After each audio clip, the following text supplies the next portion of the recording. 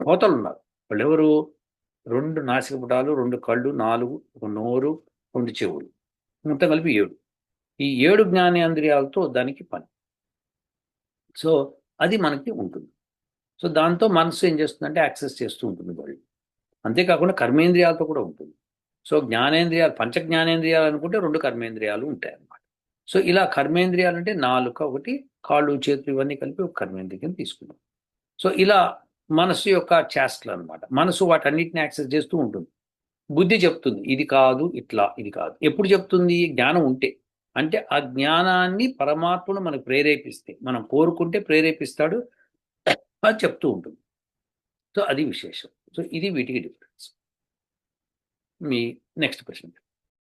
Question number 27. పరమాత్మ నిరాకారుడు అయితే మన మనస్సు దేన్నైనా పొందాలన్నా మెమరైజ్ చేసుకోవాలనుకున్న పిక్చర్ని